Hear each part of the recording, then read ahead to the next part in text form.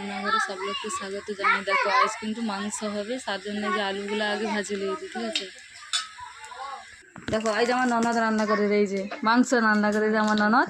এই যে প্রথমে জিরা ফোড়ন দিছে, তারপরে যে লঙ্কা দিবে, এই যে হালকা হালকা কিন্তু জ্বালো, তেজপাতা না দিদি না, তুমি তোমার দিবে, হ্যাঁ সেটা আমি দিয়ে দিব। লঙ্কাটা একটু লঙ্কাটা লাল লাল করতে হবে কিন্তু। দেখো এই যে আমার ননদের রান্নার পালা।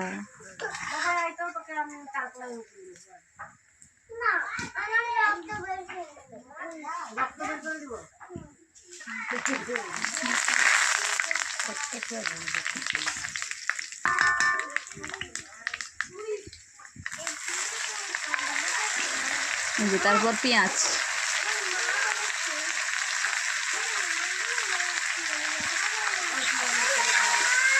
পেঁয়াজটা কিন্তু লাল লাল করে ভাজতে, পেঁয়াজটা ভাজা হতে থাক। তারপর এই যে রসুন বাটা, এরপর আদা বাটা। রসুনটা কিন্তু ভালো মতো ভাজার পর আদা বাটা, তার সাথে টমেটো। এবার এগুলোকে আবার ভালো করে ভাজতে হবে। দেখো মশলাটা, আদা রসুনের মশলাটা কিন্তু ভালো মতো করা হয়েছে। তারপর দেওয়া হলো লঙ্কা বাটা। এটাকেও ভালো মতো ভাজতে হবে, না তো এই যে লঙ্কার যে একটা গন্ধ, সেটা একটু কীরকম লাগবে, সেই জন্য ভালো করে মশলাটা ভাজতে হবে। এরপর দেওয়া হবে হলুদ। আমার ছোট্ট চামচ, তাই অনেকগুলো চামচ দিতে হবে। 2 চামচ, 3 চামচ, 4 চামচ হবে।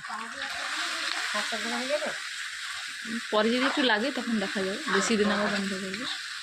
তারপর এই যে আমার সিল ধোয়া জল, সেটা তো দিতেই হবে, মাস্ট বি। কই বোন কতটা দেখো, আর একটু দিবা।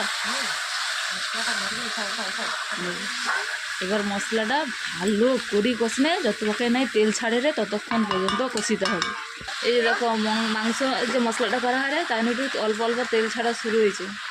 ভালোভাবে তেল ছাড়া হয় নাই, ভাববো যে মশলাটা পারফেক্টভাবে হয়েছে। মাংস এবার ঢালা হয়, যে মশলাটা পারফেক্ট, এবার মাংস ঢালা। আর কী মাংস হয় দেখো, এটা হ্যাঁচারি মাংস, কেমন লাল টকটক দেখো, হ্যাঁচারি মুরগিটা। কড়াই ধরবে তো, আশা করি ধরে যাবে, জরু লবণ পড়ু জরু। তুমি দেখো মাংসটা কমে যাবে কিন্তু।